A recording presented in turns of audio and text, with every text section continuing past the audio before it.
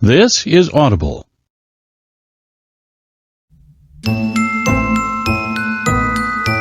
Audible Originals presents The Weirdies, the weirdest one of all.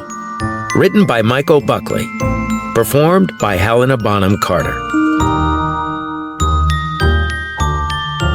For Kirsten, because she always laughs at the right time.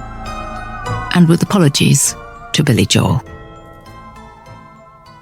For 3 long, soul-crushing stories, you have been warned that what you were about to hear would be upsetting. These warnings have been largely ignored. In fact, the more depressing these stories get, the more you seem to love them. There's only one explanation. You are a sadist. Sadist is a fancy word for a person who enjoys misery. Well, your thrill ride of pain is coming to an end. This story has an honest-to-goodness happy ending. Of course, terrible things happen before we get there. Terrible, terrible things. A second American Civil War breaks out. A body will be stolen from a funeral.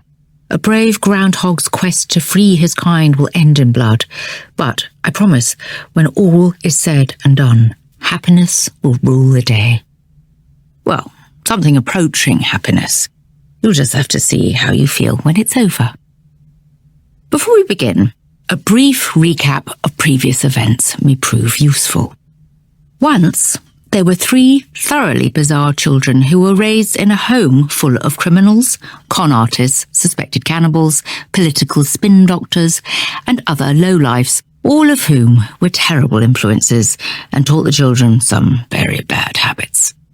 Their parents, a deranged trillionaire, and his failed snake charmer wife, were rarely around, and the children learned to care for themselves. Nevertheless, when disaster struck and the parents died at sea, the triplets' lives were upended. Suddenly orphaned, they were sent to Our Lady of the Perpetual Side orphanage and eventually adopted by a very sweet lady named Miss Emily. Their adoptive mother moved them to the suburbs and did her best to show them how to fit in with their new neighbours. There were a few hiccups. They blew up an old man's bird feeders with dynamite. They ate a dog's leg.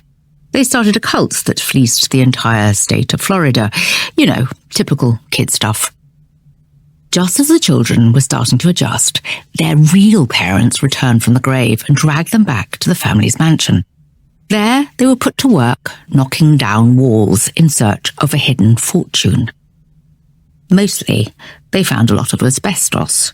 In desperation, Miss Emily disguised herself, sneaked into the mansion, and as happens in so many classic children's stories, she challenged the real parents to a roller boogie contest for custody of the triplets.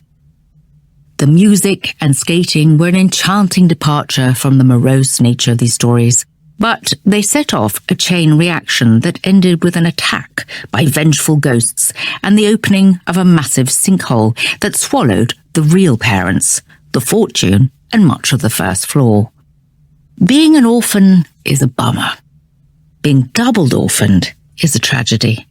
But on the upside, the children and Miss Emily were reunited. When we last checked, they were safe and sound. But if the first 3 stories are any indication, it won't last.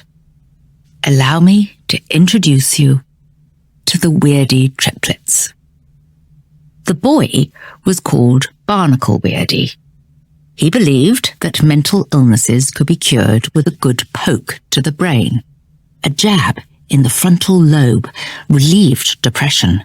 A stab in the right hemisphere put an end to angry outbursts. A prod of the brainstem didn't do anything, but it sure kept things exciting. When asked if jamming the brain with a stick was safe, Barnacle admitted he didn't know. One thing was certain. A quick poke at the cerebellum put an end to dumb questions. The second child was named Melancholy Weirdie. Melancholy enjoyed the human body, especially a dead human body. She liked to dig them up in local graveyards. However, she bristled when someone referred to her as a grave robber. She had no use for the jewelry the dead took with them to the next life. She was in